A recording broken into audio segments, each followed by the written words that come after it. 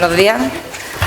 Bueno, estamos aquí rodeados de personas ilustres que le damos la bienvenida a la Universidad de Almería y a la Facultad de Psicología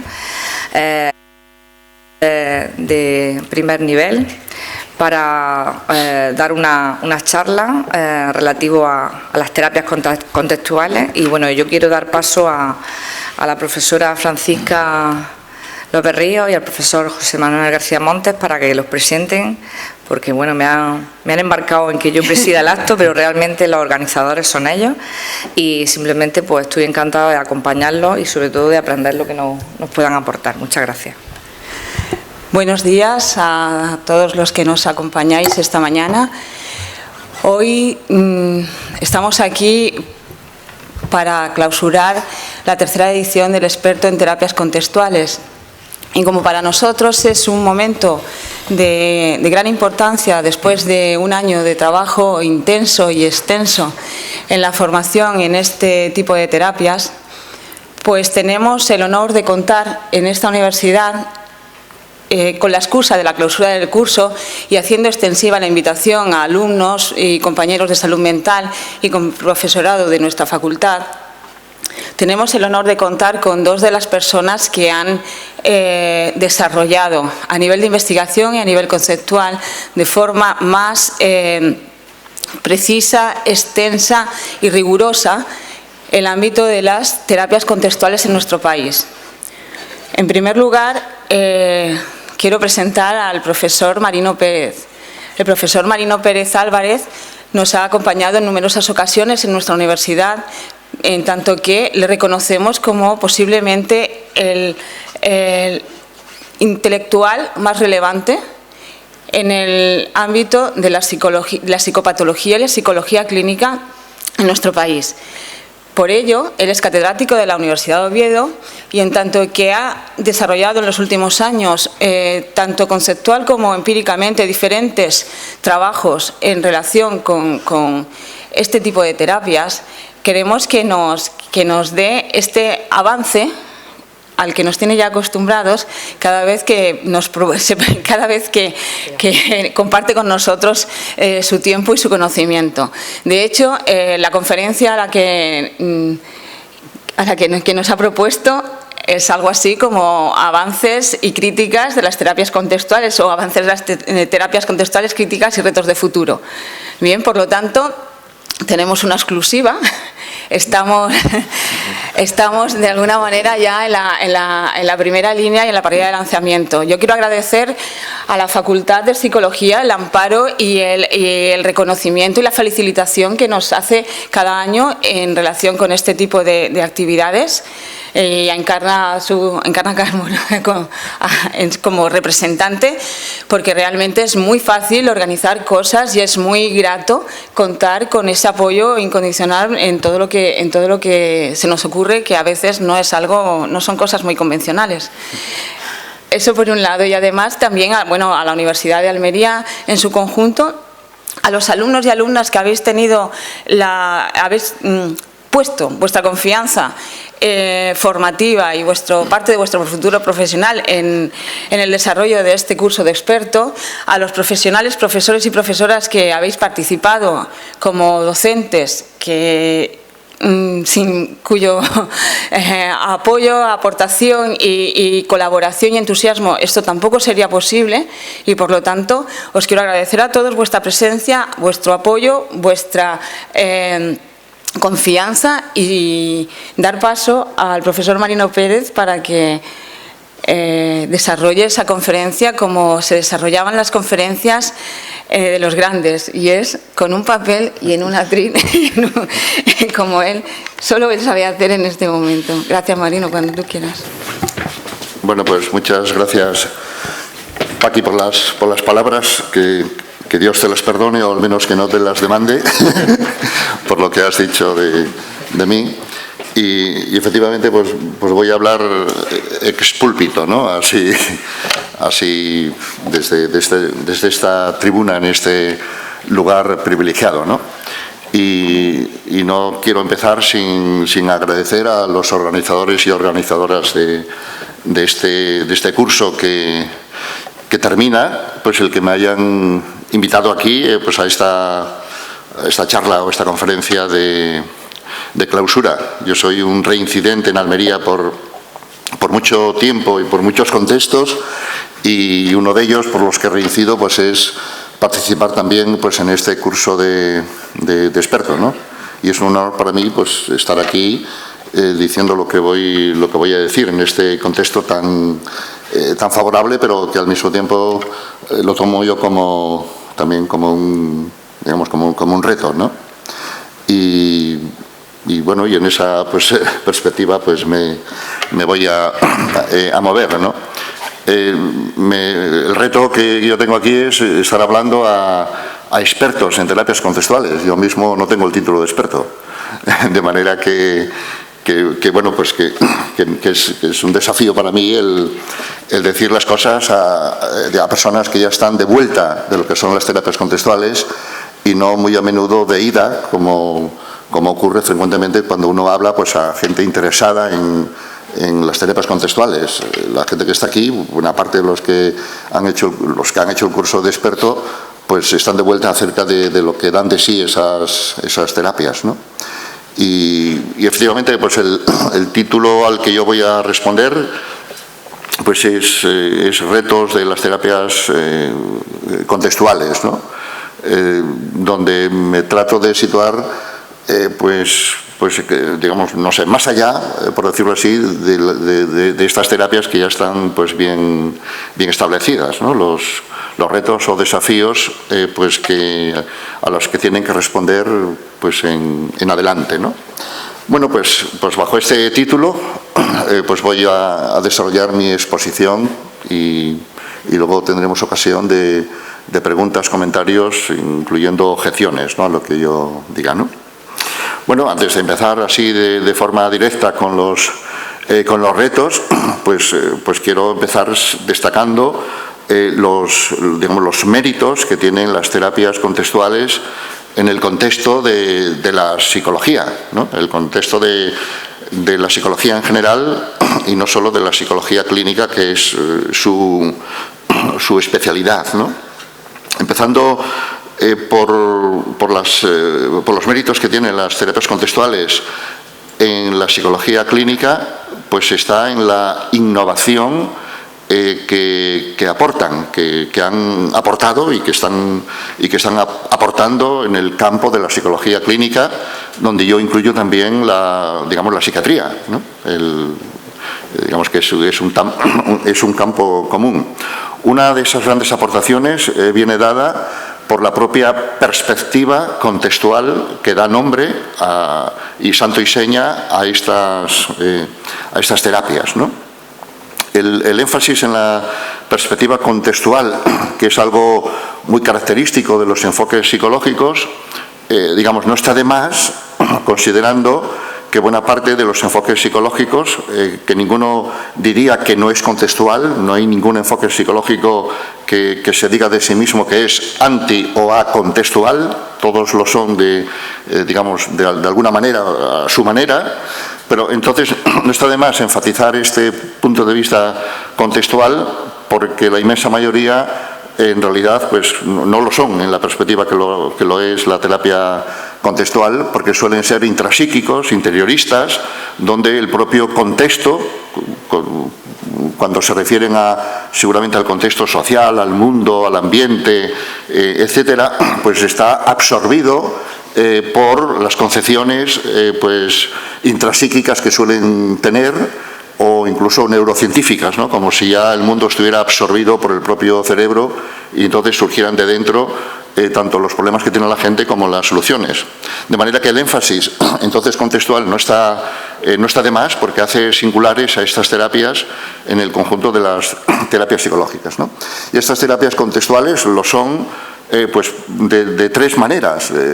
Yo he explicado pues también dentro de este curso, y en sus grabaciones estará la triple perspectiva. Estas terapias son contextuales pues por tres dimensiones o aspectos muy señalables, ¿no? Son contextuales porque enfatizan el contexto social, interpersonal del mundo de la vida, en el que se mueve la gente y que es donde tienen los problemas y donde seguramente pues tienen que hacerse valer también las soluciones, ¿no? A este respecto, hablamos de situación. Los seres humanos siempre estamos situados en algún sitio y es en ese sitio del que derivan las condiciones de vida. Las terapias contextuales tienen esta dimensión. Quizá la terapia de activación conductual es una, digamos, de las más señaladas en desarrollar esta dimensión a propósito de la depresión, pero no sería únicamente la depresión el ejemplo para entender pues cómo las circunstancias de la vida dan lugar a unos problemas en los que uno entra.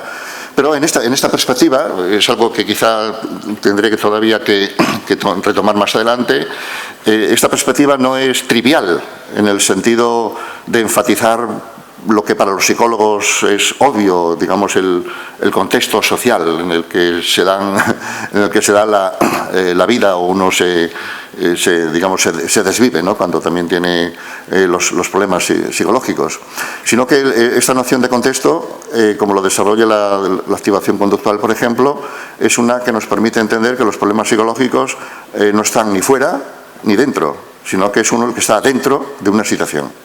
Y entonces este es, digamos, un aspecto singular de esa noción de contexto. Otra noción de contexto que desarrollan estas terapias es como sabéis, estoy, digamos, retomando los méritos consabidos de estas terapias. Otra noción de contexto muy importante es la del contexto clínico, la propia situación clínica. Ciertamente, en lo único y en lo poco en lo que las diversas terapias psicológicas que existen de todos los tiempos, en lo que están de acuerdo, en la que nos pondríamos de acuerdo diferentes enfoques psicoterapéuticos, es en la importancia de la relación terapéutica, de la situación clínica, ¿no? Y estas terapias, de parte en particular de la psicoterapia analítica funcional, no fallan en esta consideración. Y añadiría que la psicoterapia analítica funcional es una de las que analiza la anatomía y la función de la relación terapéutica como probablemente no ha hecho ninguna terapia, incluyendo la de Freud o incluyendo la de Rogers, que son las que más han enfatizado precisamente eso. Y estas terapias son contextuales también por el lado menos fácil o menos perceptible y quizá, digamos, más original de la aportación de estas terapias, y es que son contextuales por el lado del lenguaje, entendiendo el lenguaje como el medio en el que nosotros, digamos, estamos, en nuestro medio, en nuestro contexto envolvente y que nos sostiene como humanos, es el lenguaje. El lenguaje no tanto lo tenemos dentro como somos nosotros los que estamos dentro del lenguaje. De tal manera que estas terapias pues tienen este énfasis de contextual por el contexto más imperceptible, precisamente por ser el más, digamos, envolvente, ¿no? El contexto social verbal pues identificado con este término técnico por parte de la terapia de la ACT y que lleva esto pues a la persona, el contexto de la persona, que es una noción de contexto ya más sofisticada digamos, para la perspectiva contextual. Uno, la persona, es el contexto de sus propios problemas, pero ya no estaríamos aquí hablando de una perspectiva intrapsíquica, en un sentido tradicional, pues no sé, acaso psicodinámico o típicamente cognitivo. Así que yo creo que esa es una de las grandes innovaciones, estoy dentro de los méritos de las terapias contextuales, la perspectiva contextual, no en un sentido trivial y obvio, sino en esta triple dimensión. Y una segunda gran aportación de las terapias contextuales es lo que después de que estas terapias surgieran y ya se establecieran lo que se ha denominado después, que es la moda hoy día, la perspectiva transdiagnóstica. Estas terapias, como en general las terapias conductuales, exceptuando la terapia cognitivo-conductual, son terapias transdiagnósticas antes de la letra, ¿no? Antes de que se haya establecido el nombre transdiagnóstico, que seguramente parte de 2003 y se ha constituido pues, en la mayor tendencia hoy día dentro de la psiquiatría y dentro de la psicología clínica. Estas terapias son entonces transdiagnósticas ya de origen. No está de más recordar que cuando surgieron estas terapias, en un trabajo tan temprano como de 1996, temprano para este movimiento transdiagnóstico, pues en un trabajo, Hayes y colaboradores han propuesto la noción, el proceso de evitación experiencial como una alternativa al DSM-4, ¿no? Que lo han publicado en una revista y naturalmente pasó desapercibido y la noción de evitación experiencial, pues bueno, continuó siendo, digamos, el eje de las terapias llamadas de tercera generación, típicamente la A, pero más adelante, en los tiempos actuales, pues ha llegado, por decirlo así, su hora. Y estamos en la hora de las dimensiones transdiagnósticas, que por cierto proliferan pues de una forma que ya es difícil dar cuenta, hacer una lista de todas ellas, porque difícilmente uno mismo, un autor, puede nombrarlas todas, pero incluso mientras las pudiera estar nombrando, si yo trajera aquí un PowerPoint de esas dimensiones transdiagnósticas, seguramente estaría surgiendo otra nueva en algún centro de investigación y demás, ¿no? Donde se crea pues el problema ahora en relación con esas dimensiones transdiagnósticas, el problema de la abundancia, ¿no? de que van a abundar más que las categorías diagnósticas que tratan de sustituir y que tratan de sustituirlas por su sobreabundancia, a su vez, ¿no?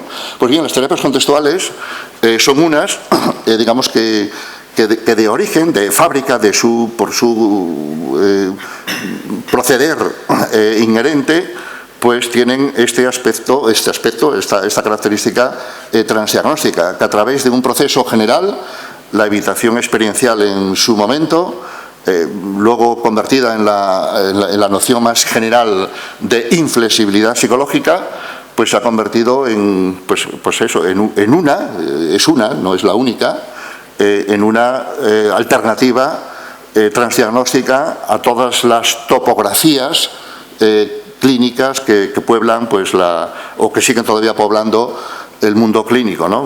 Con el DSM-4 y el DSM-5 y demás, que no por ello están desaparecidos. Así que ese sería otro gran mérito de las terapias contextuales, la alternativa transdiagnóstica que aportan dentro de la cantidad de alternativas que existen. Otro día tendríamos que venir más despacio para analizarlas y ver cómo nos movemos dentro de esa selva transdiagnóstica que existe, ¿no? Dentro de los méritos, las terapias contextuales no solo suponen una innovación dentro de la psicología clínica, que es su campo, por definición, ¿no? por el carácter de terapias psicológicas que son, sino que es un tipo de enfoque que supone también una innovación para la psicología en su conjunto, para la psicología general, más allá de la aplicación psicoterapéutica o incluso más allá de cualquiera otras aplicaciones para la concepción de la propia psicología. Y a este respecto habría que recordar en este contexto que las terapias contextuales ofrecen una teoría general del funcionamiento psicológico, centrada sobre todo en el lenguaje, enfatizando el lenguaje en vez de las cogniciones, por ejemplo, centrado en el lenguaje y cómo no, pues en la conducta, ¿no? La famosa pues, teoría de los marcos relacionales. Esa es una teoría psicológica general que en mi perspectiva está a la par, se puede poner a la par de sus pretensiones y entiendo que con ventaja respecto de ellas, de otras alternativas pues que se han ofrecido y que circulan en la psicología, como por ejemplo la de Pinker, que también pues, tiene obras que hablan acerca del funcionamiento de la mente, ya se percibe por esta perspectiva, etcétera, por esta denominación, digamos, su énfasis, el de Pinker. Creo que las teorías del marco relacional, digamos, serían superiores en relación con ella, o en todo caso se miden con esa.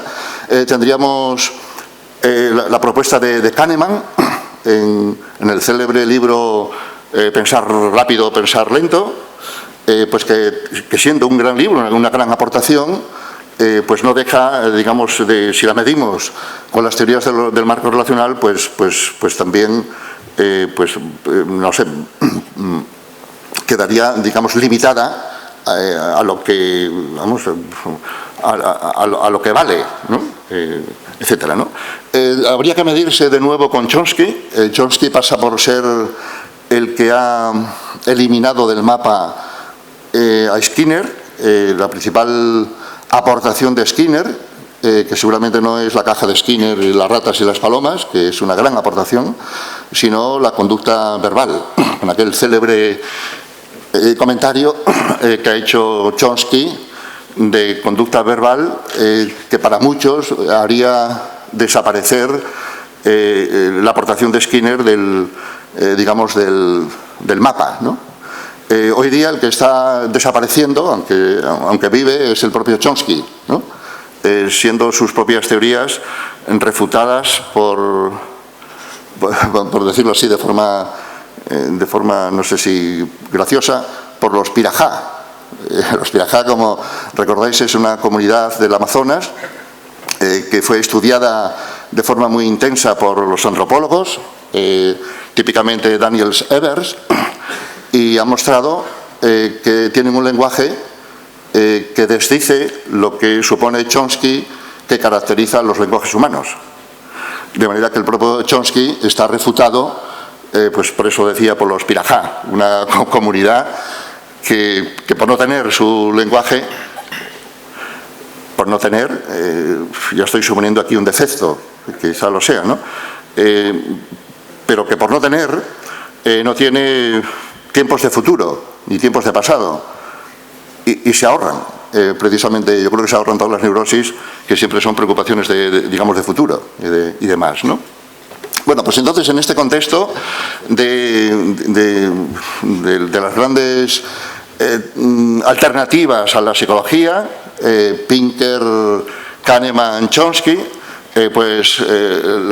la perspectiva que nos viene de la teoría de los marcos relacionales, que vive y bebe precisamente del desarrollo de la conducta verbal de Skinner, pues es una de las grandes alternativas digamos, al conocimiento del funcionamiento psicológico. Y en esa perspectiva tendríamos que, digamos, que tomarlo también, ¿no? En esta misma línea de la gran aportación estaría que este enfoque tiene toda una ciencia que se denomina ciencia conductual contextual, pues que es, por decirlo así, la ciencia del funcionamiento psicológico de acuerdo con esta perspectiva. No será esta perspectiva la única, que no lo es, ni va a reinar como la única en psicología, porque no va a ser el caso así, pero es entre las grandes alternativas, digamos, con las que debiera, digamos, estudiarse este enfoque, no solo en clínica, sino en psicología de primero, ¿no? Para reiniciarse en la formación de la psicología, ¿no? Y dentro de los méritos que conciernen a la filosofía en general y no solo a la clínica, estaría que este enfoque tiene una filosofía de la psicología, una filosofía de la psicología, sobre todo centrada en la filosofía de la ciencia de la psicología, que es el contextualismo funcional, una versión con un nombre más agraciado que el de conductismo radical, que es la filosofía de la psicología del conductismo, de la ciencia de la conducta, y ciertamente pues este nombre es más, digamos, más amigable, ¿no? que el de Skinner, ¿no? que digamos que espanta al personal por los dos lados, ¿no? Conductismo y radical, pues ya es para ponerse en lo peor en gente inadvertida, ¿no? Y en este sentido pues cuenta con una filosofía explícita, expresa, ¿no? Todas las demás psicologías, de una forma implícita o expresa, tienen su filosofía, ¿no? El cognitivismo es una filosofía de la psicología, y psicologías que no se precien de enfatizar la filosofía no quiere decir que no la tengan, la tienen implícita y seguramente de las peores, porque cuando no tienes filosofía explícita no dejas de tenerla de forma implícita, que suele ser la espontánea que tienen los científicos, ¿no?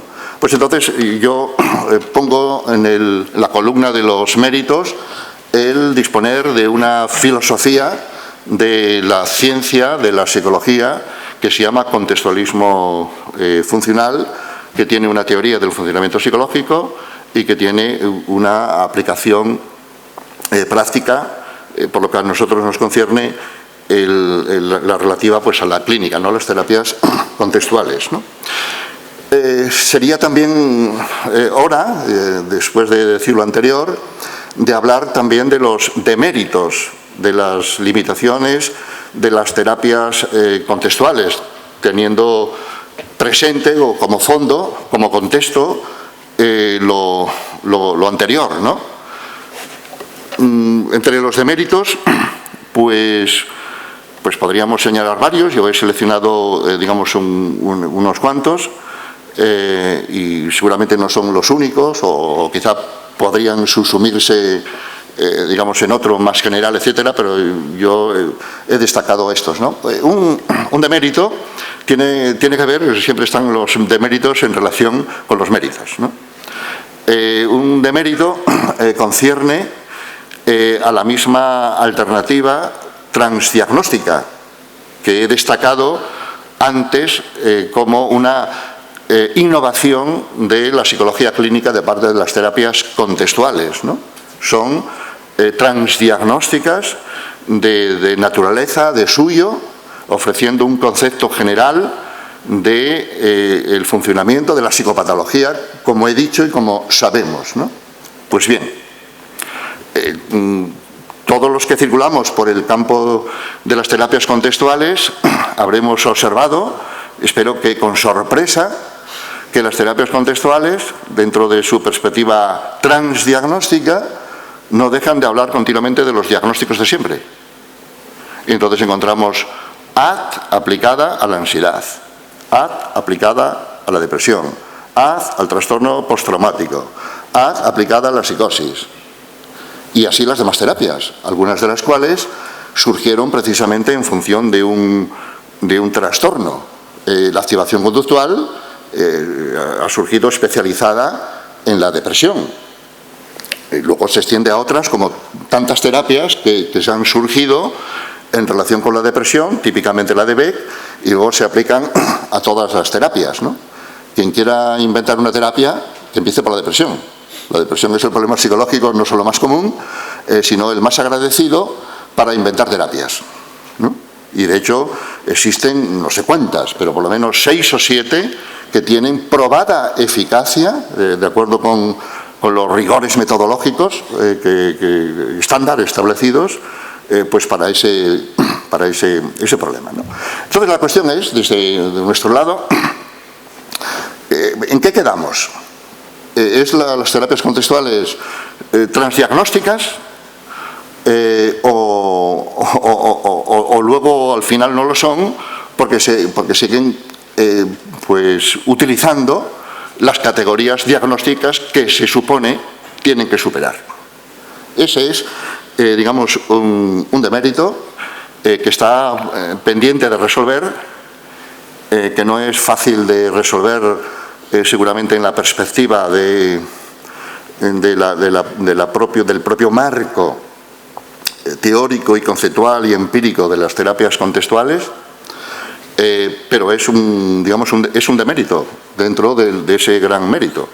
Se ha de decir que eso le pasa a todas las alternativas transdiagnósticas, absolutamente a todas las que provengan de una tradición o de otra, incluso aquellas que traten de ponerse por encima de las escuelas terapéuticas, todas, como mínimo, tienen como referente, como dimensiones transdiagnósticas, tienen como referente la ansiedad, la depresión y cantidad de diagnósticos así que ya están establecidos en nuestra sociedad, pues como las cordilleras, ¿no? Como algo natural, etcétera, ¿no? Este es un reto que lo tomaré, todavía no he llegado al capítulo de los retos, ¿no?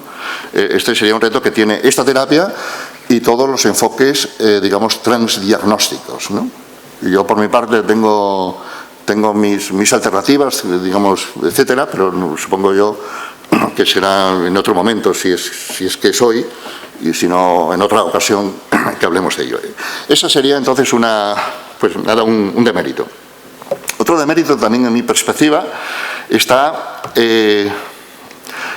la alianza que las terapias contextuales han establecido con mindfulness, con la filosofía y la práctica y la moda mindfulness, pues que se han realimentado mutuamente después de que Kabat-Zinn las introdujo en un contexto hospitalario de Massachusetts y demás, y entonces crearon allí, digamos, su prestigio. Después de que las terapias contextuales también se hayan establecido como unas terapias muy relevantes ya pues a finales de la década de los 90 del siglo pasado y en los primeros tiempos del siglo XXI, pues se han aliado, ¿no? No es que sea seguramente una alianza ilegítima, pero puede que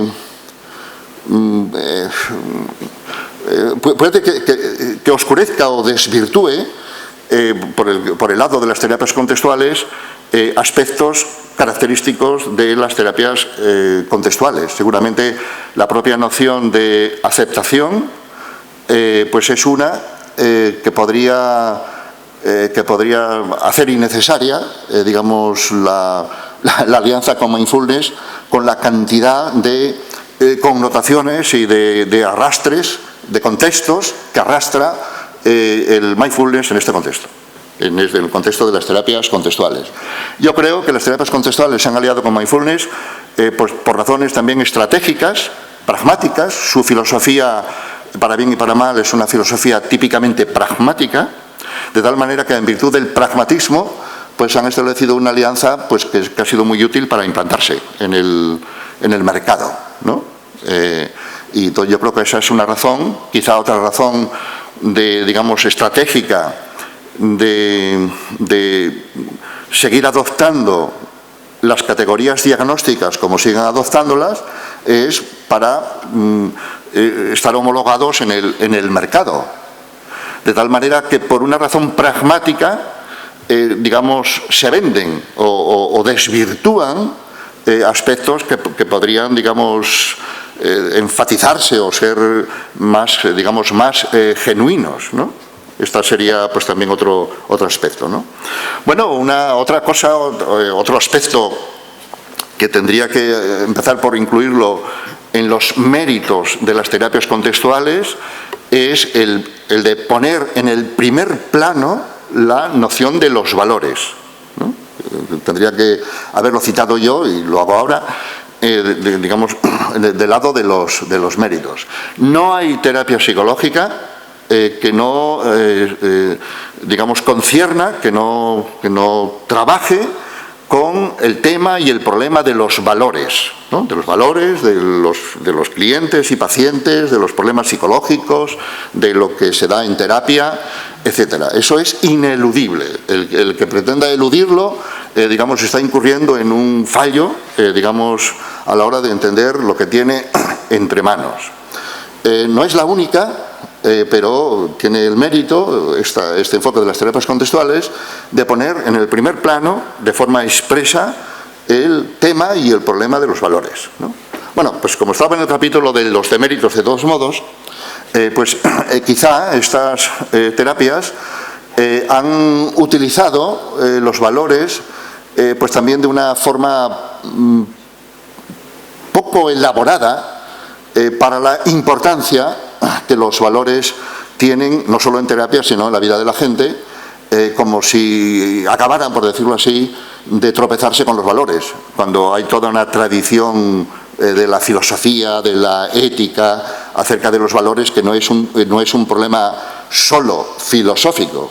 Un problema que pueden tener las terapias contextuales es psicologizar, de acuerdo a su enfoque, asuntos que son más importantes que meramente ser psicológicos, ¿no?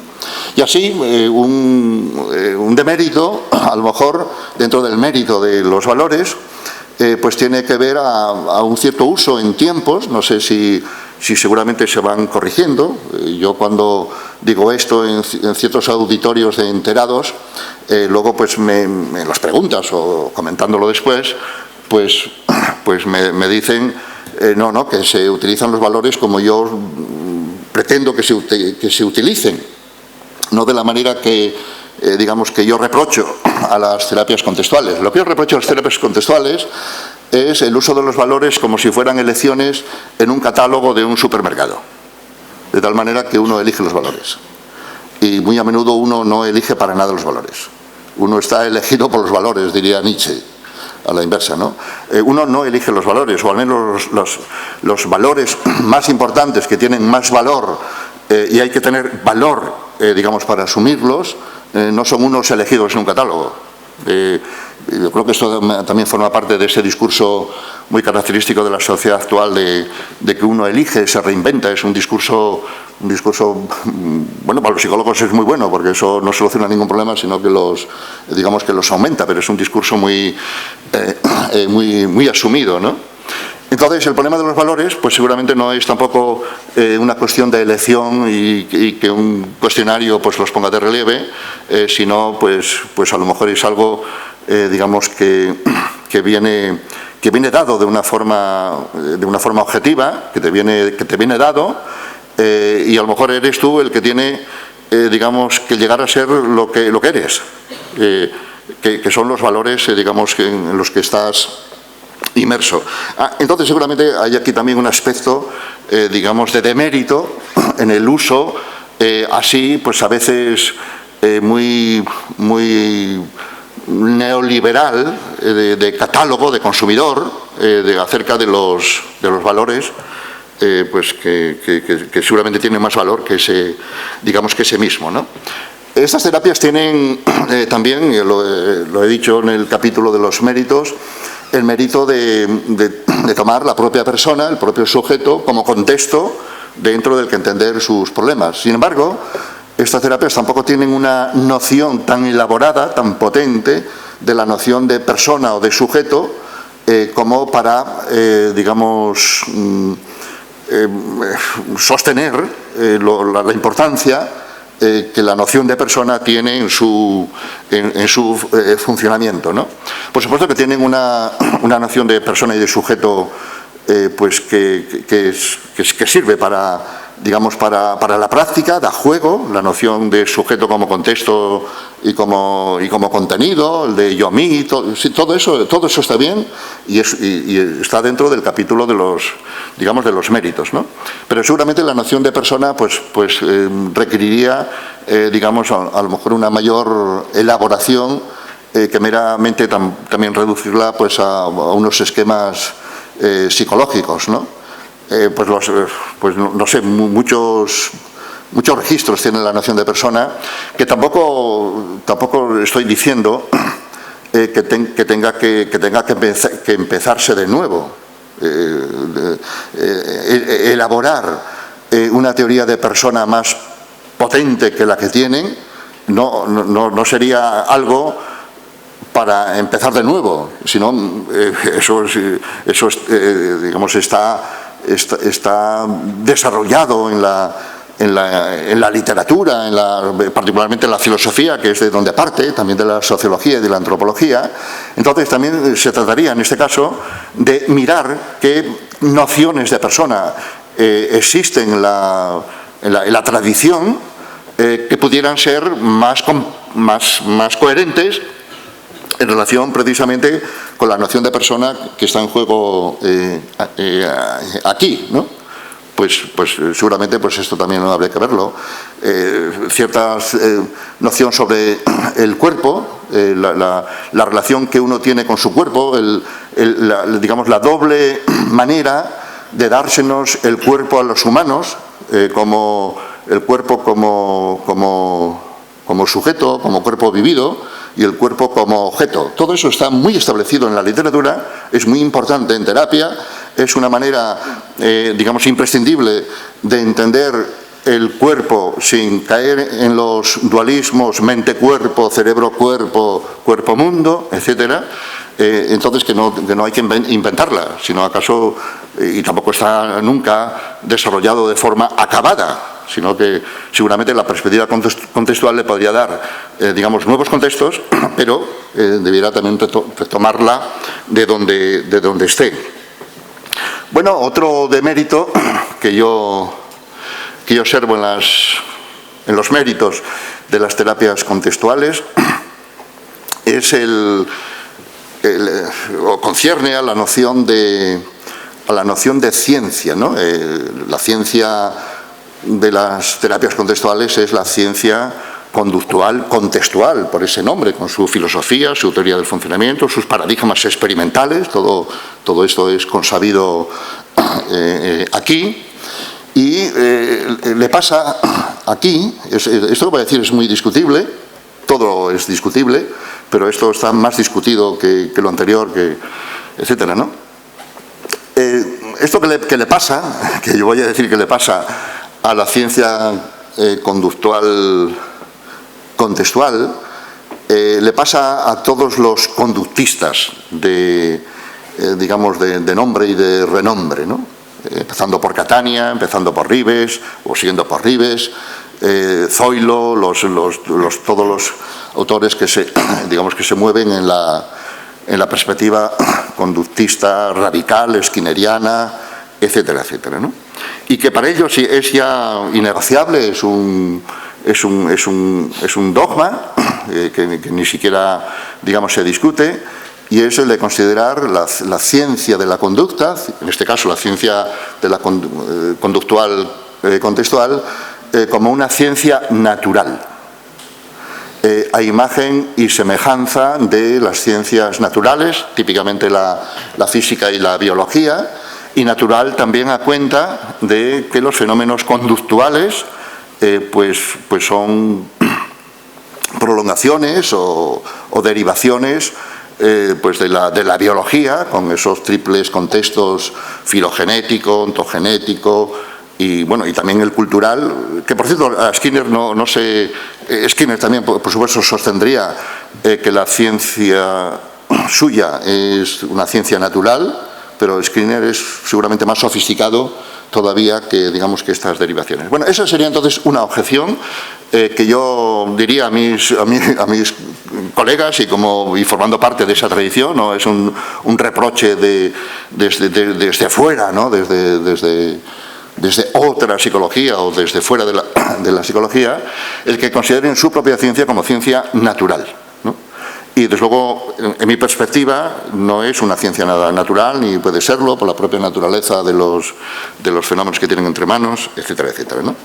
De momento, pues esto simplemente lo apunto en la lista de digamos, de los deméritos. Pero al decir esto, digamos, saltarían, supongo que aquí mismo, pero saltarían en un foro de conductistas, pues digamos, las defensas, ¿no? y el ataque, digamos, a semejante afrenta, ¿no? que yo hiciera, ¿no?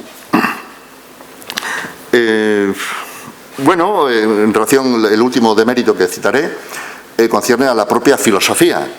Dentro del gran mérito de tener una filosofía, el contextualismo funcional, bueno, esto está desarrollándose y hay posiciones para todos los lados, la verdad.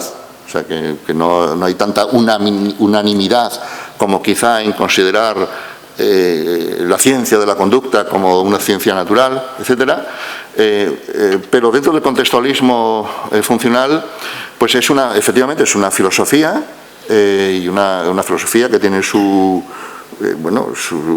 fuerte o su concepción en relación con la ciencia, pero es una filosofía que le faltan los componentes que tiene la filosofía.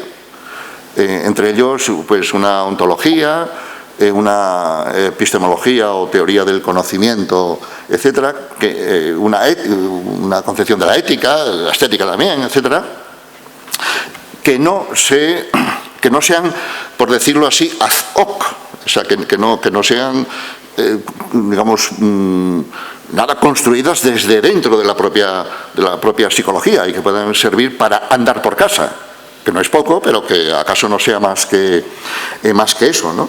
Entonces, en el contextualismo funcional, pues hay posiciones, quizá las dominantes, las propias del régimen, de Hayes y demás, como considerarlo ontológico, sin pronunciarse o sin tener una concepción acerca de la realidad, como si toda la realidad fuera psicológica, lo cual es pues una posición filosófica aberrante, y en todo caso sería una opción filosófica, no sería la opción filosófica obligada. Entonces el reproche que yo haría aquí sería su aontología, su pragmatismo, que tiene los méritos que tiene, pero también el pragmatismo es una opción de la psicología y no una opción de la filosofía y no la opción obligada, por decirlo así, etcétera, ¿no? Eso sería en cuanto a deméritos que planteo sin resolverlos, ¿no? No sé si he dejado siquiera insinuado a lo mejor por donde yo iría, ¿no? Y ahora hablaría de los retos, aunque los retos ya están introducidos por todo lo anterior, ¿no? Por los deméritos que he citado, ¿no? Pero me voy a referir a los retos, dado que es el estímulo que me ha puesto la organización para yo responder. Retos de las terapias contextuales, ¿no? Bueno, pues muchos retos, como no. O sea, el que tenga retos quiere decir que tiene vida y que se espera que viva más. Digamos, algo que no tenga retos es algo acabado porque misteriosamente se haya completado, o acabado en el sentido de que no interesa ya, etcétera, ¿no? Entonces, los retos son precisamente reveladores de la vida, de la vigencia, y que se pretende ir más allá del momento, del estado actual, ¿no? Uno de esos retos que pueden tener las terapias contextuales, pues es el de morir de éxito. Son terapias que se han establecido, que se han constituido en una tendencia, la tendencia posiblemente más importante de la psicología en los últimos tiempos, desde la década de 1990, y de una forma creciente a lo largo de la primera y por lo que se ve de la segunda década del siglo XX. El nombre de terapias de tercera generación surge tan cerca como en 2004, que marca, por decirlo así, el darse de alta esta gran alternativa dentro de la psicología, y desde luego pues es una alternativa pues que ha ha llevado ahora, digamos recientemente en algunos sitios, en otros sitios ya desde antes, típicamente Almería y la Universidad de Oviedo, desde antes ya se estaba incorporando en los planes de estudio. Pues en algunos sitios tienen hasta, en Oviedo por ejemplo, asignaturas en el máster que se llaman terapias contextuales, pero dentro de las asignaturas generales, pues con un capítulo, pero no meramente un capítulo, sino casi una recontextualización de las distintas terapias en esa perspectiva. Y hoy día yo creo que no hay ya ningún programa de estudios, ningún profesor por convicto y confeso que sea de la terapia cognitivo-conductual que no incorpore las terapias de tercera generación. Y desde luego la proliferación de másters y cursos de terapias contextuales, pues digamos, pues salta a la vista. El interés que tienen muchos clínicos que se han formado en otra tradición, etcétera, que son clínicos hechos y derechos, pues está en la dirección, digamos, de incorporar entre sus saberes pues las terapias contextuales. Es cierto que todo psicólogo, digamos, está luego abierto a cualquier cosa, ¿eh? O sea que luego te hacen cursos de cualquier cosa por ahí y entonces el que estén interesados a veces en las terapias contextuales forma parte, digamos, de esa afición turística de los tiempos actuales de ir picoteando de todo, ¿no? Pero aunque solo sea así, para lo que os estoy diciendo, pues estoy hablando del éxito y de la tendencia. Entonces, se puede morir de éxito. Eso es lo que suele pasar a los éxitos así fulgurantes, ¿no? Y una manera, digamos, de morir de éxito en las terapias contextuales tiene que ver con su posible trivialización, ¿no? Ahora de pronto todo el mundo hace terapias contextuales. No sé de dónde salió el personal, pero todo el mundo tiene eso ahí. Tú entras en los blogs de la gente y bueno, tiene cantidad de cosas que no casan con terapias contextuales y tiene terapia contextual. Todo el mundo se ha convertido en experto, no como vosotros, sino de experto así autogenerado, ¿no? Así te venden, bueno, luego ves que luego no son expertos en nada, porque tienen qué sé yo, cantidad de mezclas por allí que no casan unas con otras, pero esta no suele faltar, ¿no? Y entonces hay por ahí pues una posible trivialización de las terapias contextuales, donde la propia noción de aceptación pues se toma en el sentido coloquial, es un término ya muy arriesgado en su origen, ¿no? Por la cantidad de connotaciones inasumibles que tiene para la psicología, y dentro de las asumibles pues estaría esa, digamos, la más trivial, ¿no? que es más sofisticado que meramente la aceptación que pueda venir en el diccionario o lo que sea, ¿no?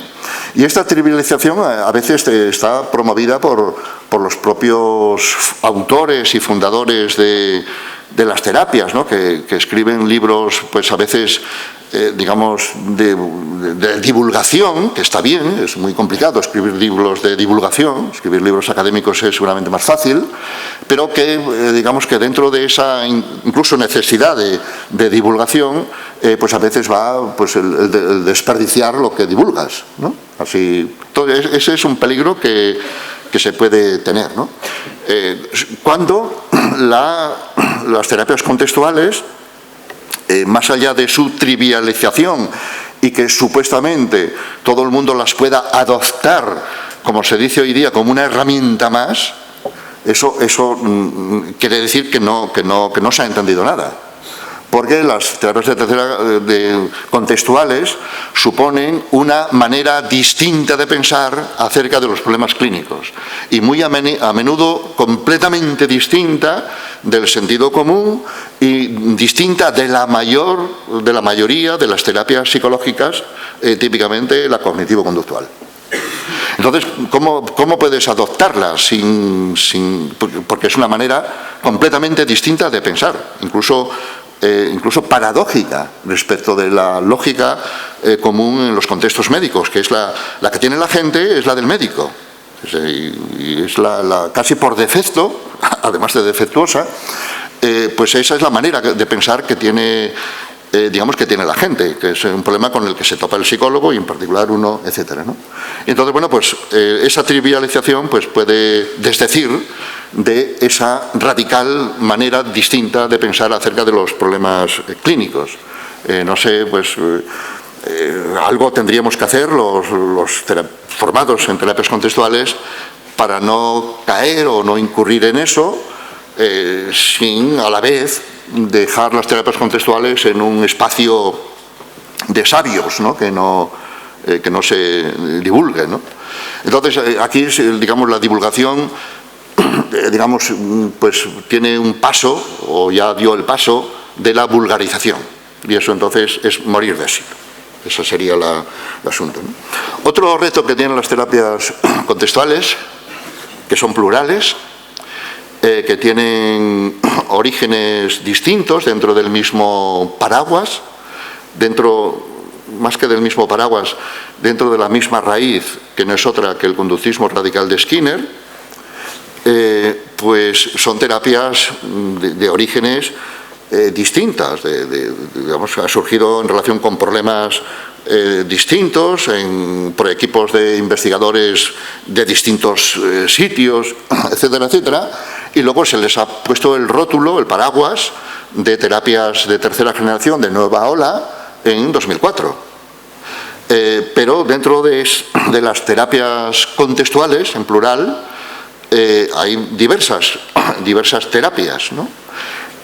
Y sorprende o no, sorprende si son lo mismo, pero no sorprende si sabemos también el origen distinto, etcétera, pues que no estén integradas en, como suponemos, o como podría suponer alguien, ¿no? Y yo creo que le falta esa esa integración conceptual, ¿no? No me estaría refiriendo solo, ni siquiera, a una integración tipo Barlow de protocolos unificados, ¿no? Que podría tener su utilidad, pero no me estaría refiriendo a eso, sino a una integración que yo tampoco sabría hacerla, o no es que yo la haya elaborado, estoy percibiendo seguramente el problema, si es que es tal, ¿no? Pues una integración, de las distintas aportaciones que cada una tenga, pero no distintas aportaciones, por decirlo así, de sumarlas todas. No me estoy refiriendo a una especie de comisión, ¿no? Como aquella comisión para definir el caballo y que le sale un camello, ¿no? Pues como le sale a Barlow, ¿no? Le sale un poco de aceptación por aquí, un poco de appraisal, de valoración por allí, un poco de etcétera, ¿no? Entonces, una integración, no sé si por la perspectiva triplemente contextual a la que me he referido, podrían ir las cosas, donde pues, esas tres dimensiones pues, puedan articularse, etcétera, pero yo creo que este es un cierto problema, una deuda que tienen las terapias contextuales en la medida en que sea una denominación genérica que cubre a una variedad de ellas, el que luego entre ellas tengan, por decirlo así, pues vida propia. Se entiende que sea así también por cómo funciona la producción científica y la investigación, ¿no? Que proceden de grupos de investigación, tienen sus términos técnicos y todos quieren ser autores. Es legítimo, pero eso no está exento de la ciencia. Bueno, pues que seguramente Hayes para tomar el liderazgo de las terapias psicológicas o incluso de la ciencia psicológica, pues a lo mejor tuvo que, o vio como estratégico o estrategia adecuada, pues el seguir hablando de categorías diagnósticas para venderse en el contexto donde se utilizan las categorías diagnósticas. Ese fue el gran éxito de la terapia cognitivo-conductual.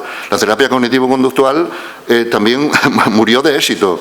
Bueno, todavía no murió, pero el éxito de las terapias cognitivo-conductuales es el que se homologó al modelo médico, adoptando las distintas categorías médicas y desarrollando terapias específicas para cada una de esas categorías, a imagen y semejanza de medicación específica para esto o lo otro, que luego ni medicación ni terapias psicológicas hay específicas para nada, pero ese fue, digamos, el gran éxito de implantación social, institucional, de la terapia cognitiva fue ese para bien y para mal. Para bien porque se hizo en el mapa, se puso en el mapa. Sería muy sospechoso que la terapia cognitivo-conductual sea especialmente defendida por la psiquiatría y los laboratorios. Eso ya debiera hacernos sospechar acerca de eso y la combinación medicación-terapia cognitivo-conductual. Pero en el NICE, en las agencias internacionales de referencia, la terapia cognitivo-conductual es el sumum, ¿no? Digamos, pues yo creo que se ha logrado por esa mimetización con el modelo médico, esa misma que está en crisis y que se está buscando, digamos, alternativas transdiagnósticas, como he citado. Las propias terapias cognitivas son las que más opciones transdiagnósticas están ofreciendo en su desbandada, digamos, en su desmarque de eso, del modelo médico, ¿no? Entonces, da la impresión de que las terapias contextuales están incurriendo en lo mismo. Para hacerse valer en los contextos clínicos, pues adoptan los modelos diagnósticos que supuestamente superan y adoptan las metodologías de investigación, típicamente la regla de oro de los estudios controlados aleatorizados, como marchamo, como manera de hacerse valer. Y eso, pues desdice, digamos, es un reto, por decirlo así, no incurrir, digamos, en esa línea, ¿no? Entonces, por eso, seguramente, el que las terapias contextuales se integren, digamos, se hagan más coherentes y se fortalezcan unas a otras sin hacer un camello, pues es un reto, digamos, que está ahí, ¿no? Se puede entender las mimetizaciones con el modelo médico, etcétera, pero eso es ya perder el norte o la esencia, digamos, de sí mismas, como no fuera, que no lo creo, una especie de estrategia sofisticada que se tuviera, así, por decirlo así, de mimetizarse con el enemigo para luego disolverlo, pero no creo yo que vayan por ahí las cosas, ¿no? Otro reto que tienen las terapias contextuales es el de acabar por ofrecer una noción alternativa, distinta, por tanto, yo diría incluso hasta distante, del modelo médico de enfermedad que sigue funcionando en la clínica y, por lo que estaba diciendo, pues que colabora o que usan las propias terapias contextuales, ¿no? Y no es fácil, y no me estoy refiriendo a ningún enfoque antipsiquiátrico, antipsicológico, por decirlo así, de que no existen los trastornos, o como de alguna manera habría que llamarlos, mejor que enfermedades, no sé si mejor que enfermedades es cualquier término, incluso el término trastorno, y mejor que ninguno, pues en principio problemas, ¿no? Etcétera, ¿no? Pero una noción sostenible, alternativa a la noción de enfermedad. Y esa podría venir, por lo que a mí respecta, podría venir de la noción de situación, que es una digamos, bueno, que está servida curiosamente en una de las terapias más simplonas de las terapias contextuales, que es la activación conductual, ¿no? La activación conductual tiene un modelo, incluso un modelo gráfico, que nos presenta precisamente la noción de situación a la que yo me estoy refiriendo aquí, donde el problema, al final, consiste en la situación, en la configuración de una serie de eventos y circunstancias de la vida en relación con lo que uno hace o deja de hacer, de manera que entra en un bucle, en un circuito cerrado. Eso es lo que define, en mi opinión, lo que es un problema psicológico de un problema normal de la vida. Y eso viene dado por la noción de situación, que es una noción que está establecida en la psiquiatría clásica y que está también siendo retomada hoy día en otros contextos, ¿no? Entonces, bueno, pues tampoco tiene originalidad porque esa noción está, digamos, está servida, por decirlo así, está dada en la, digamos, en la tradición. Solo habría que leer más, ¿no? Y no leer solo lo de tu revista, de tu circuito, ¿no? Entonces, bueno, yo creo que esas terapias debieran todavía más enfatizar o explotar, estudiar un problema que yo lo tengo planteado, digamos, en mis términos, ¿no? Pero yo creo que son términos, digamos, preguntables a cualquier terapia, ¿no? ¿Cuándo empieza o en qué consiste un problema psicológico? Un problema psiquiátrico. Tú preguntas esto a los clínicos, quitando quizá a Perona y demás sabios que pueda haber aquí en la mesa. Bueno, tú preguntas a un clínico, a un psiquiatra, a un psicólogo, ¿qué es la depresión? ¿Qué es la ansiedad? ¿Qué es esto o lo otro? Por supuesto, mudo no va a quedar, faltaría más. Y luego, con tiempo, digamos, no va a parar de hablar, ¿no? Pero no hay una concepción de cuándo empieza un trastorno psicológico, un problema psicológico. ¿Cuándo empieza y de dónde viene? Claro, ¿de dónde viene? Pues viene del cerebro o viene del sistema cognitivo, el procesamiento de información, de dinámicas, etcétera. La pregunta siempre sería de petición de principio. Bueno, sí, entonces, ¿cómo entró allí o de dónde viene allí? Etcétera, etcétera, etcétera, ¿no? Entonces, eso, yo creo que están las terapias contextuales, siendo contextuales como ninguna, adolecen todavía seguramente de una concepción pues que no sirviera solo para andar por casa, en el sentido de que satisfaga al terapeuta contextual, que se mueve muy bien con eso, sino que sirva para toda la psicología, que sea interesante para toda la psicología. Y el que se encuentre a lo mejor una raíz de esta cuestión en otro sitio no debiera ser un problema si somos científicos, si uno está abierto a etcétera, ¿no?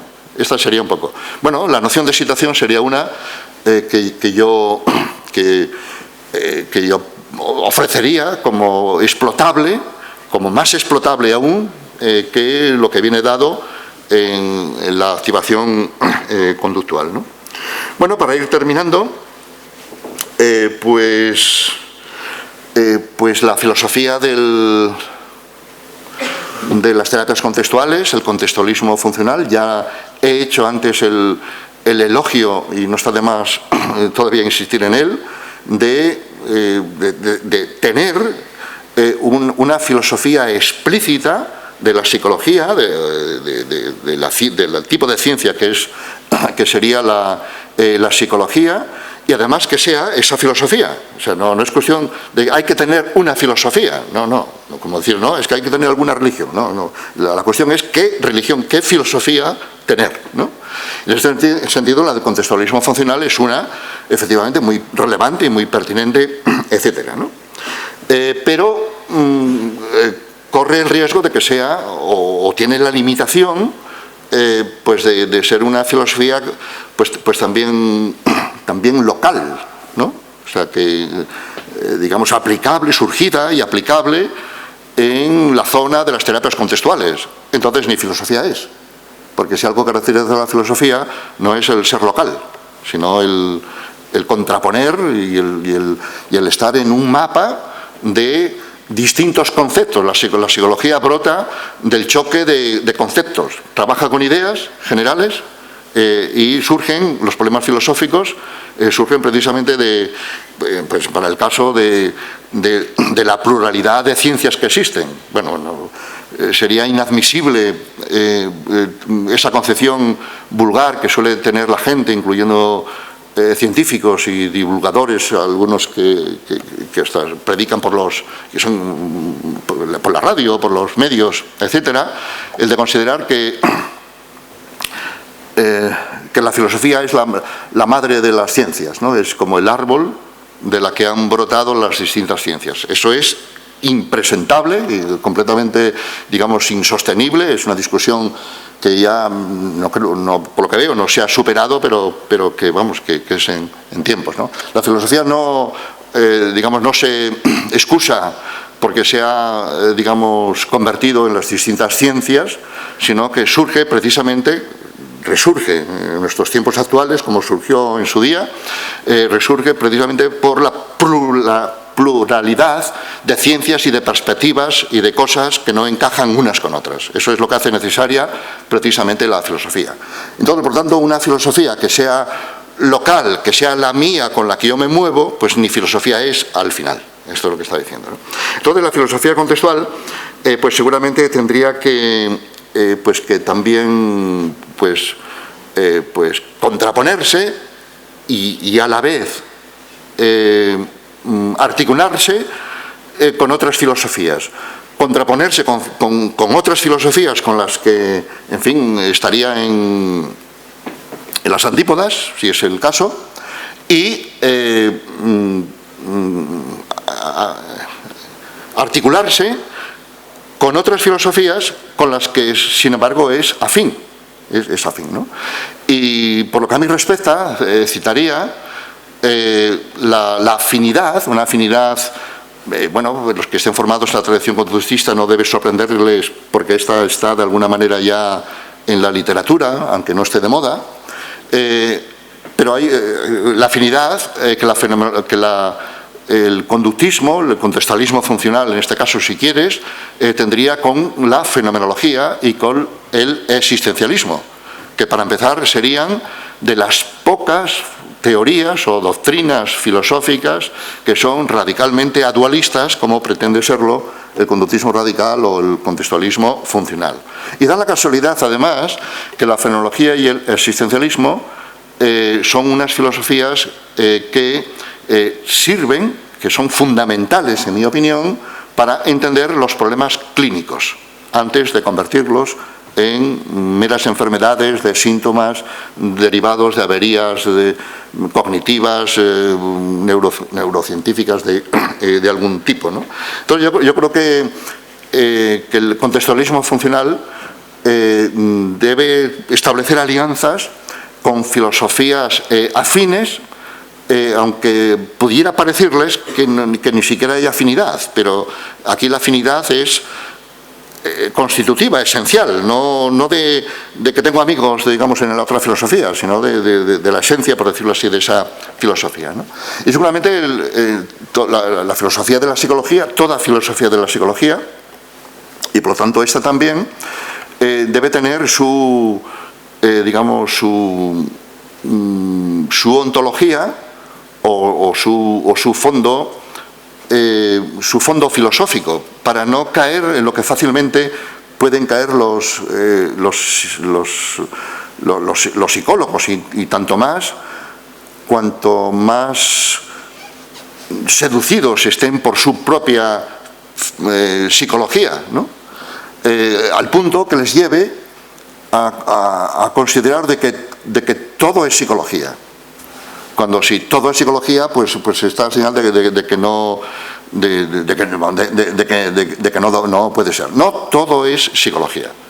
De tal manera que la psicología está, digamos, en un mundo en el que tiene otras realidades, otros géneros de materialidad, por decirlo en términos de algún sistema filosófico, que no son precisamente psicología. Y la psicología tiene, digamos, digamos, su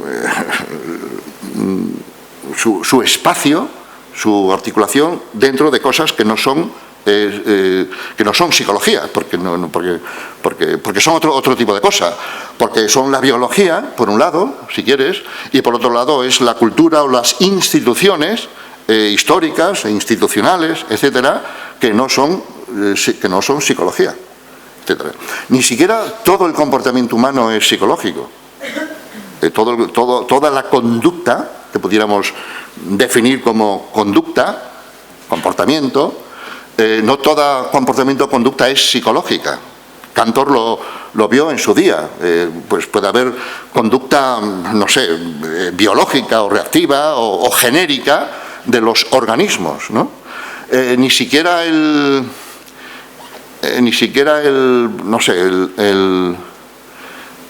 llanto o la risa que se apodera de ti en algunas situaciones, algunas veces, podríamos decir que es psicológica, en el sentido de que es genérica del cuerpo humano.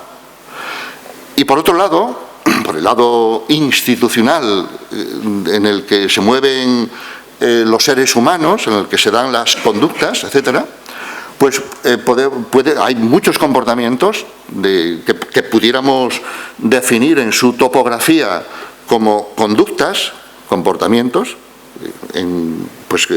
analizables, observables en su topografía, digo, pues que no son psicológicos, porque son genéricos. No sé, un niño respondiendo, haciendo una suma, 3 más 2, 5, poner 5, eso no es una conducta psicológica.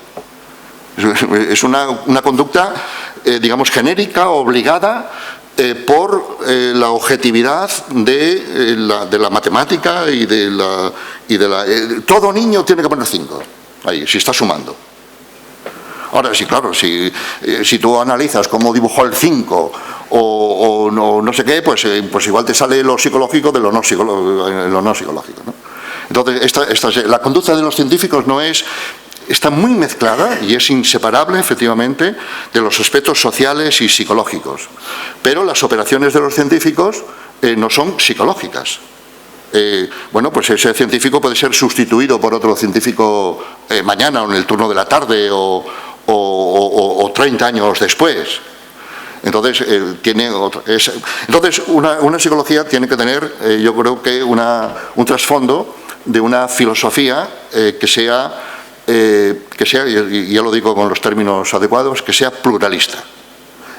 Porque si no, incurres en lo que incurre toda la filosofía aplicable a la psicología, la más general, incurre en el dualismo, que es lo dominante en la psicología actual. El dominismo tiene muchas variantes. El dualismo hoy día es la opción, la versión filosófica más establecida, incluso imperceptible, creyendo que ni siquiera, digamos, lo eres, o cuando tienes conciencia de ese dualismo, el monismo. Todo el monismo es la reducción de todo a algo, ¿no?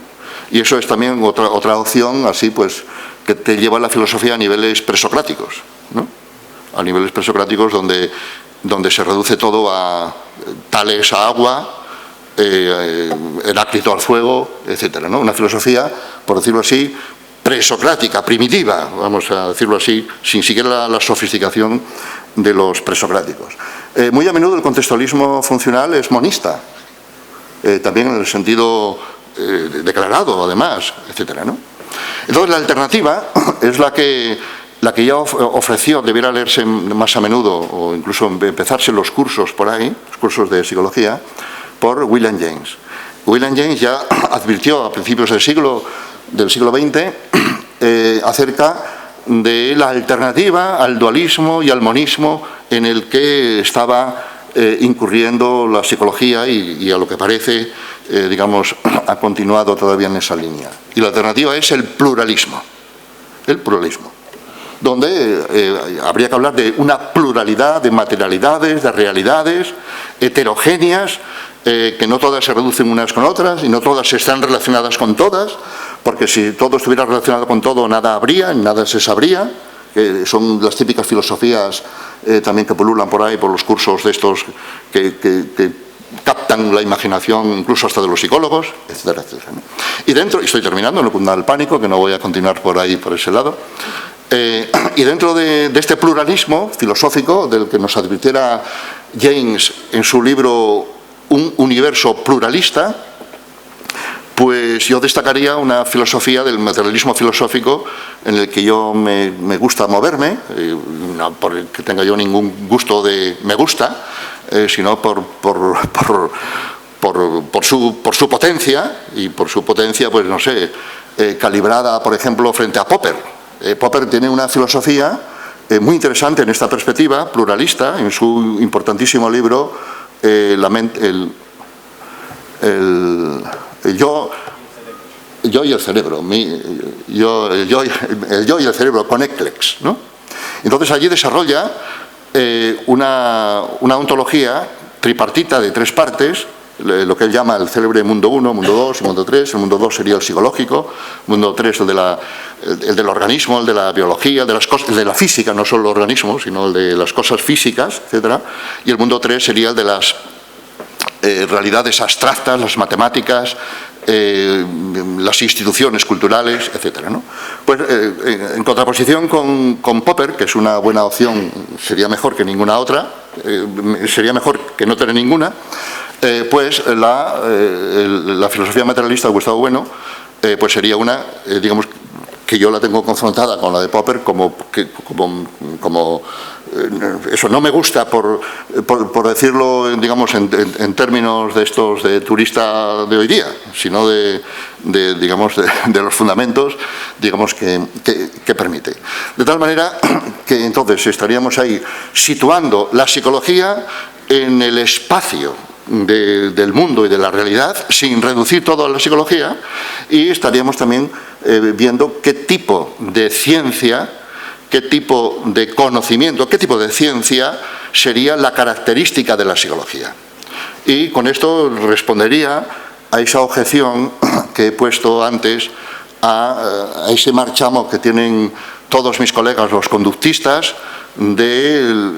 indiscutible de la ciencia de la conducta como una ciencia natural, con todas las analogías con las ciencias naturales y como si fuera ella misma, digamos, una prolongación yo creo que cuando dicen eso es por defecto, digamos, por mala filosofía, no por falta, sino seguramente por mala filosofía, digamos, de base, ¿no?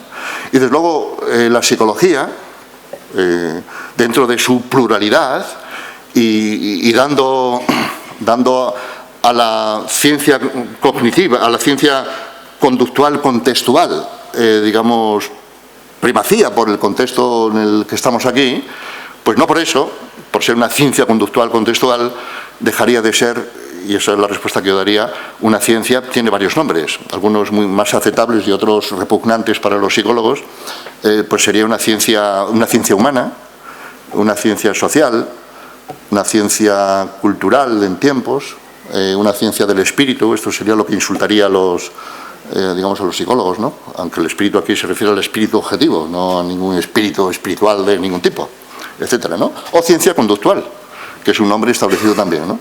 Entonces, las ciencias son plurales, no existe la ciencia, sino existen distintas ciencias con distintos grados y analogías respecto de unas otras, y está la ciencia, las llamadas ya ciencias naturales, prototipo la física y también luego la biología, y están las ciencias humanas, y dentro de las ciencias humanas estaría la psicología, y, o también como se denominan, pero pensando en las ciencias humanas en general, pues ciencias conductuales, que sería el nombre, digamos, que pondría menos nervioso a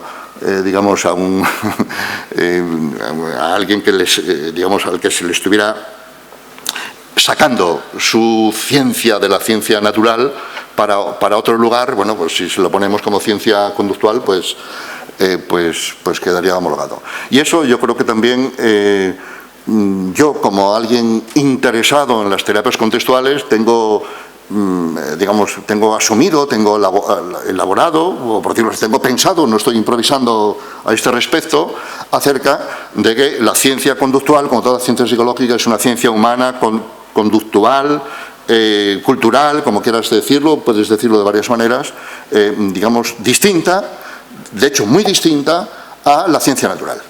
Y el uso de la ciencia natural pues significa, significa pues, o dos cosas, o bien que ignoras qué son realmente las ciencias en su heterogeneidad, etcétera, o bien que estás utilizando la ciencia natural por el prestigio que tiene, que es lo que ha ocurrido dentro de la psicología. La psicología, históricamente, desde principios del siglo XX, la psicología americana en particular, ha apostado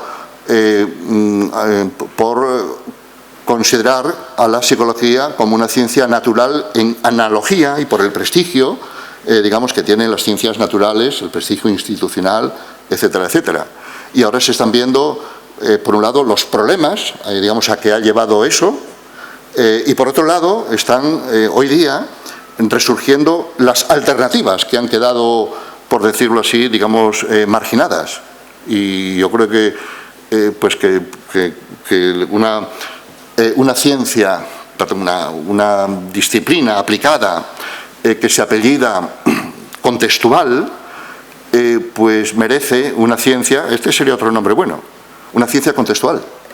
Que no sería una que tuviéramos que enmarcar como ciencia natural. Bueno, pues nada, muchas gracias por vuestra aparente atención, sin cuya vuestra presencia yo no hubiera dicho esto que estoy diciendo. Yo no hablo si no hay,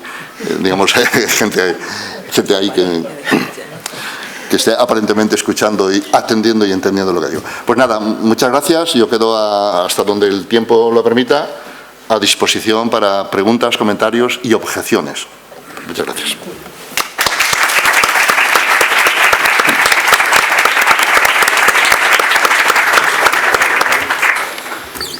Bueno, pues abre un turno de preguntas al que están invitados también las personas que están conectadas online, por si quieren intervenir.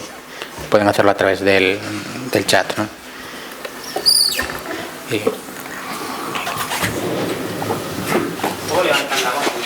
Sí. Espero que para hoy solo, ¿no?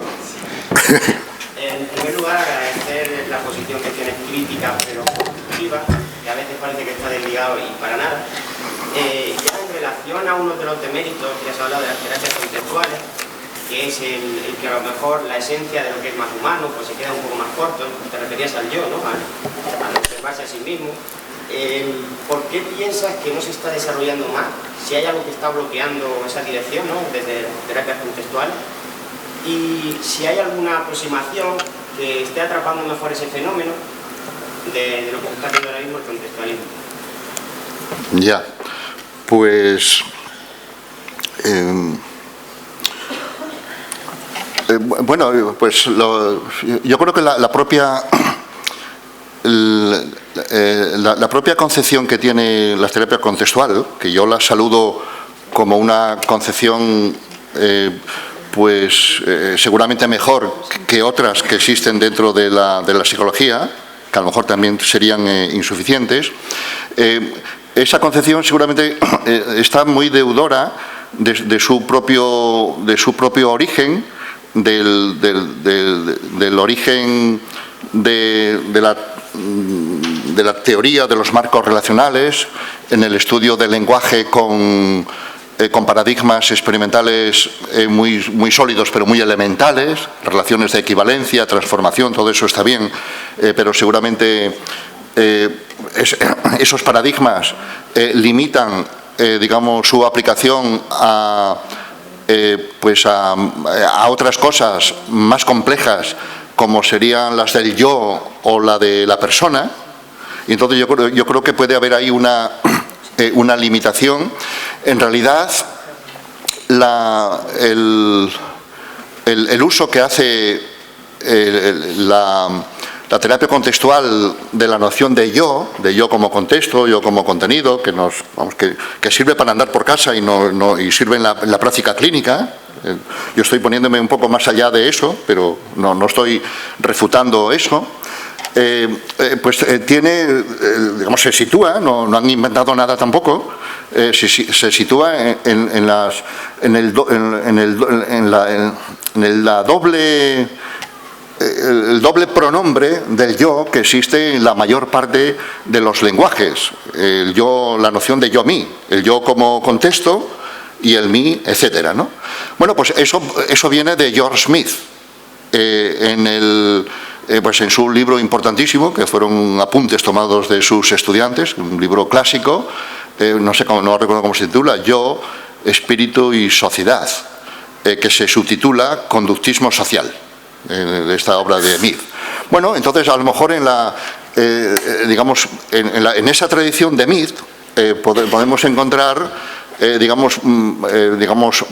desarrollos más, como se dice, más densos de eso, ¿no? Pero yo en fin, alternativas donde eso estaría más desarrollado de una manera que podría ser útil en las terapias contextuales, pues sería la tradición fenomenológica, esta que distingue entre el yo como cuerpo, como yo vivido, el yo vivido y el yo como objeto. Es una distinción clásica de Merleau-Ponty, que es fundamental para la psicología, lo de Merleau-Ponty, y desde luego para un enfoque contextual todavía más, digamos, más cercano. Y de las teorías más útiles, más generales y al mismo tiempo más útiles en la práctica clínica, yo destacaría la teoría de Ricoeur, el sí mismo como otro. Yo en el libro de terapias de tercera generación como terapias contextuales, entre los retos de los que estoy aquí hablando, entre los deméritos y las soluciones y alternativas a esos deméritos, propongo una teoría de la persona en la línea de Ricoeur, que allí, digamos, desarrollo sus posibles virtualidades, que permite entender como una teoría genérica las relaciones de uno consigo mismo, incluyendo las disociativas, de las que Perona nos va a hablar después, de casos que en Sevilla pasan muchas cosas raras a la gente, ¿no?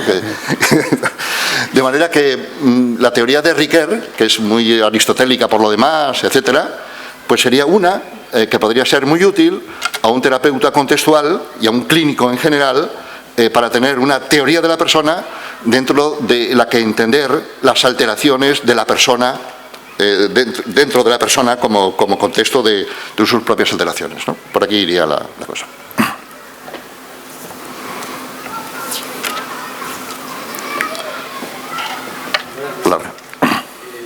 Pensaba que estas contradicciones de las que nos has hablado, o por ejemplo el diagnóstico que se apoya en el diagnóstico, o valores funcionales,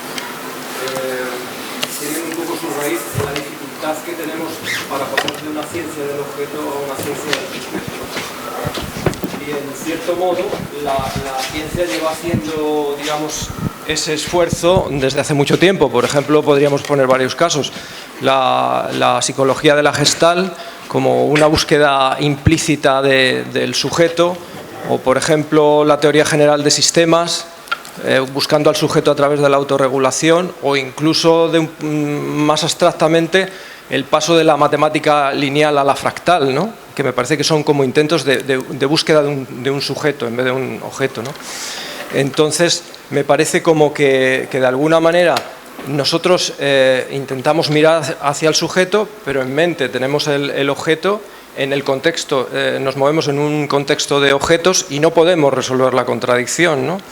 Y quizá también mi pregunta sería, estoy de acuerdo en que la fenomenología es un camino hacia esa búsqueda del sujeto, pero ¿podríamos hablar de una fenomenología aplicada o hablar de la aplicación de la fenomenología?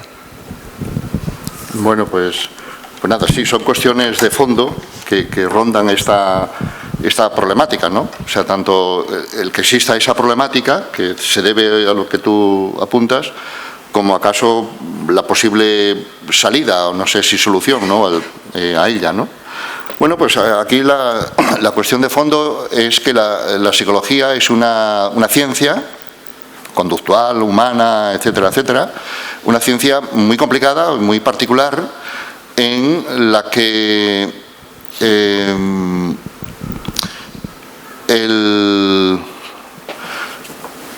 el sujeto científico puede ser él mismo el objeto de la ciencia. Y esa es, digamos, una paradoja de todas las ciencias humanas que las hacen singulares, ¿no? De que el propio objeto de esas ciencias son sujetos humanos. Y que esas ciencias trabajan con fenómenos que son irreversibles en el tiempo. Y que los propios fenómenos cambian según los estudias. Y entonces eso hace muy complicada, digamos, una ciencia que, desde luego, ya, por lo que acabo de decir, ya no es una ciencia natural. Cuando se toman una ciencia natural, trabaja con objetos naturales, y naturales quiere decir indiferentes a nuestras interpretaciones y no acciones, ¿no?, porque podemos operar, que son indiferentes a nuestras concepciones y clasificaciones, mientras que los objetos de las ciencias humanas, incluyendo la psicología, son sujetos que cambian según los estudiamos. Y esos objetos pueden ser los propios sujetos que la estudian, con lo cual tienes ahí, digamos, un tipo de complicación. Y esos fenómenos que estudia la psicología son irreversibles. Se dan, digamos, en el tiempo, y entonces nunca se va a dar otra vez el mismo fenómeno, etcétera. Entonces, cuando las ciencias humanas o la psicología la tomas como una ciencia natural, tienes que descontextualizar a los objetos de estudio, que son sujetos, que son sujetos humanos, parte de los que se llama participantes, etcétera. Y entonces es el problema que tiene la psicología, que es muy rigurosa estudiando trivialidades, dicho en confianza, chorradas, y es muy poco rigurosa en términos metodológicos estudiando cosas fundamentales o muy relevantes en la vida. Esa es, digamos, es la cuestión de por dónde vienen los problemas también del sujeto, del objeto y demás, ¿no? Y la fenomenología, bueno, pues depende de qué fenomenología nos referimos. Yo me estaría refiriendo aquí a una fenomenología estructural, una fenomenología, bueno, la fenomenología clásica europea, no la fenomenología que nos han contado a los psicólogos en los textos de clínica, en los textos de psicoterapia. La idea que tienen los psicólogos de la fenomenología les lleva a Rogers, al autocrecimiento, a Maslow, autores importantísimos, superiores a todo lo que ofreció la psicología positiva después, pero que es una fenomenología que no tiene nada que ver con la fenomenología a la que yo me refiero aquí, que es la fenomenología de la tradición europea, de Husserl, de Heidegger, de Ortega y demás, ¿no? Y en particular una fenomenología estructural, una fenomenología que tiene como objetivo identificar estructuras gestalt, núcleos de las cosas, en el caso de su aplicación a la clínica, de los fenómenos clínicos, ¿no? Entonces, en ese sentido, la fenomenología es la ciencia, digamos, objetiva, no según un realismo ingenuo de que la realidad está ahí, etcétera, sino de estudiar, digamos, la esencia, por decirlo así, de las cosas, no una esencia, por decirlo así, eterna o platónica, como hace Penrose o como podría suponerse también, sino la esencia de las cosas tiene su historia, su materialidad, la esencia de una silla, etcétera, ¿no? Bueno, lo más parecido, y que espero que eso se retome a partir de ahora, que algún día se ponga de moda, a lo que yo me estoy refiriendo son a la noción importantísima de Gibson en sus estudios sobre la percepción, en la perspectiva fenomenológica y gestáltica, la célebre noción de affordance. la célebre noción de affordance, que es una palabra intraducible por otra palabra única, que se refiere a lo que llamaban los gestálticos las propiedades conductuales de los ambientes, ¿no? De tal manera que, digamos, que el mundo humano ya está constituido y construido a la escala humana de cosas que nos invitan a comportarnos de cierta manera con ellas, que es lo que significa affordance, ¿no? Entonces, la noción de affordance está ahora tomada, digamos, cada vez más en esta perspectiva, digamos, antidualista o antimentalista, antisubjetivista, que es la que sigue dominando. La perspectiva esta del procesamiento de información. El mundo como información que tú procesas y entonces construyes las cosas y las sacas fuera. Esa es la noción dominante que se cuenta a los estudiantes cuando llegan a las facultades de psicología en general, ¿no? Y el mundo no es información. El mundo tiene topografías, tiene cosas, tiene affordance, tiene construcciones, tiene figuras que invitan y propician determinados comportamientos en relación, por supuesto, a otros sujetos anteriores que, digamos, que han dispuesto el ambiente, ¿no? Entonces, en esta línea de las affordance, del estudio de las propiedades conductuales y perceptivas que tienen nuestros ambientes, estaríamos excusando esa dualidad de procesamiento de información, el mundo como información y el procesamiento, etcétera, y estaríamos, digamos, en una perspectiva en la que pudiéramos estudiar ahora los sujetos que operan en un mundo construido por otros sujetos, en cuyo mundo y los objetos más importantes para un sujeto son otros sujetos.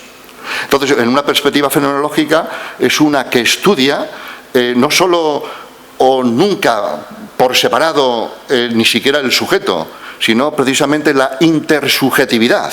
O sea, digamos, el sujeto a otros objetos entre los cuales son los sujetos, las relaciones con las madres, la noción tan denostado psicoanálisis, las relaciones de objeto, que tanto nos repugnan los conductistas porque tiene la tradición psicodinámica y también nos resulta extraño, ¿no? por la cantidad de adherencias que tiene, pero sería fundamental digamos, también en esta perspectiva de cómo antes de que se tenga ninguna teoría de la mente, dado que es un concepto también que está de moda, los niños, ya de niños, se tiene un conocimiento tácito e implícito del mundo, incluyendo de las otras personas, incluyendo las intenciones de las otras personas, sin que tú tengas una teoría de la mente de las otras personas, porque ni siquiera tienes un lenguaje elaborado. Y eso nos lo ofrece precisamente la perspectiva fenomenológica. Y las aplicaciones que tiene la perspectiva fenomenológica, por ejemplo, en clínica, son fundamentales. Son unas muy, muy importantes. Por un lado, es la perspectiva que ofrece una alternativa a las clasificaciones diagnósticas que están en crisis del DSM. Y entonces ofrece una alternativa a la concepción de la ansiedad y la depresión que persisten, que son inevitables como categorías clínicas, de hecho son anteriores a los sistemas diagnósticos en crisis, y la mejor manera de entenderlas es en la perspectiva fenomenológica. La perspectiva fenomenológica trata de entender la estructura de los fenómenos y se interesa en ver cuál es la estructura que caracteriza a una depresión como algo distinto de la ansiedad, como algo distinto de la esquizofrenia, como algo distinto de la melancolía, aunque compartan los síntomas. Entonces, sin una perspectiva fenomenológica, yo creo que no se da un paso en clínica, digamos, muy atinado, etcétera. Y luego, en la terapia, pues una perspectiva fenomenológica es digamos, que casi es como el contexto, digamos, que da el mejor marco para una terapia psicológica, incluyendo la psicoterapia analítica funcional, pues que es una de las que, como bien sabes, ha estudiado la anatomía funcional de la relación terapéutica. Bueno, pues no sé cuánto tendría que aprender de un enfoque fenomenológico, pero un enfoque fenomenológico está también en esa, digamos, en esa línea, ¿no? Y luego existe una fenomenología experimental también. Esto de Gibson es una lástima que sus libros no estén traducidos, bueno, y ahora ya la gente lee inglés, incluyendo los estudiantes, porque son, digamos, es la fenomenología aplicada a la percepción. O sea, a mí me causaría dolor saber, si ese es el caso, que la percepción se estudia en los textos escolares como procesamiento de información y con una especie de mecanismos, digamos, de atención, almacenamiento, una cantidad de mecanismos, etcétera, que bueno, nada, que están de más. Y un ejemplo entonces de esa fenomenología aplicada, en este caso ni siquiera a la clínica, sino a una concepción general de la psicología, sería la perspectiva de Gibson, ¿no? En español hay un libro traducido de Gallagher y Zahavi que se llama La mente fenomenológica. Es bien interesante para esta perspectiva en la que yo me muevo, ¿no? O sea, que me muevo y que trato de compatibilizar, por decirlo así, o de establecer afinidades con, bueno, las mayores afinidades serían con un enfoque conductual, contextual, precisamente, ¿no? Bueno, por aquí tendríamos que hablarlos despacio, como sabes.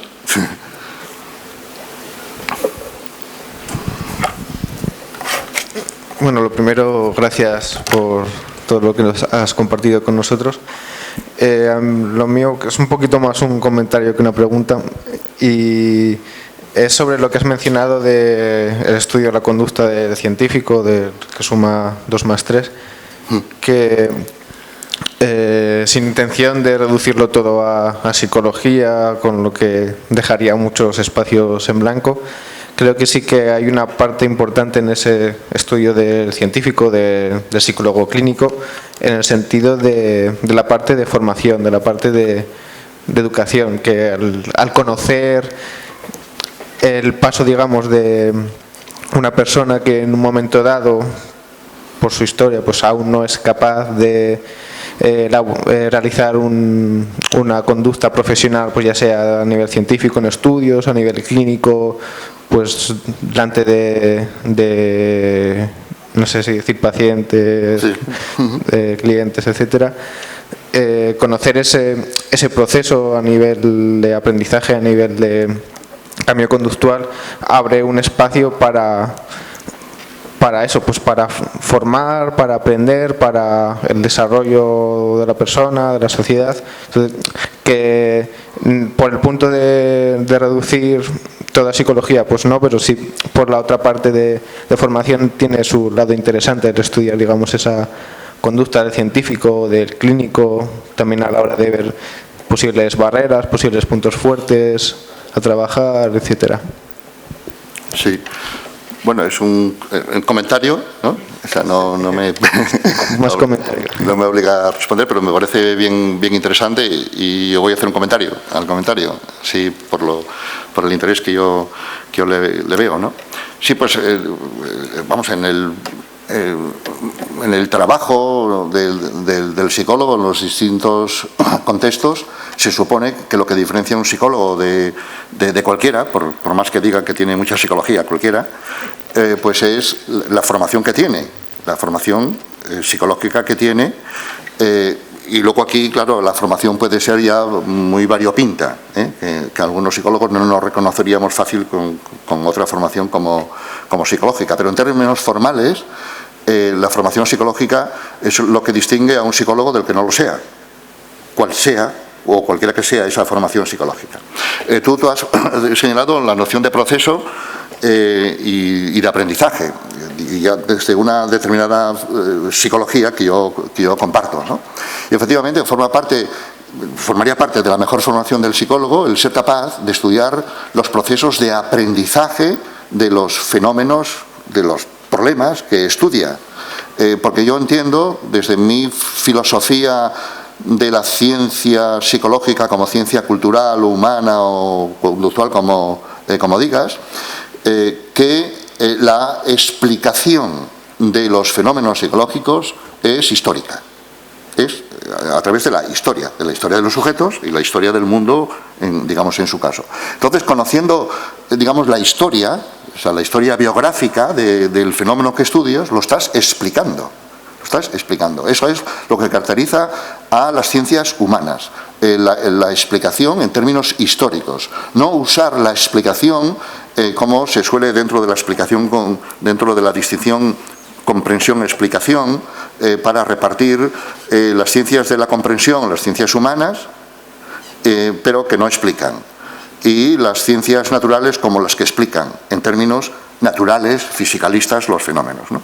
Pues bien, yo entendería que la explicación de las ciencias humanas, que no carecen de ella, lejos de ser una explicación en términos de ciencias naturales, sería una explicación en términos históricos del proceso de aprendizaje. Estoy haciendo un comentario que entiendo que se está sumando a lo que tú has dicho. Y luego, dentro de eso, pues efectivamente, aunque no toda la conducta del científico sea psicológica, el científico se comporta, ¿no? Y tiene comportamientos de todo tipo, ¿no? Bueno, si alguna originalidad tiene el conductismo radical de Skinner, es que lo que hizo Skinner es analizar la conducta científica del científico, de Skinner, de él mismo. Él somete a análisis su propia conducta científica y ahí le sale una especie de epistemología irónica en un trabajo clásico, donde él se ríe del método científico. Que no existe el método científico. No hay estudio científico que no tenga método. Lo que no existe es el método científico, que aplicado, el típico hipotético deductivo, etc. Entonces él cuenta ahí el método que él utilizó, que quería estudiar el comportamiento humano, cómo llegó a la caja de Skinner, su propia conducta moldeada por las cosas que quería investigar, etcétera, etcétera. Cómo estaba investigando una cosa y apareció otra más interesante y da la regla de estudia la otra, etcétera.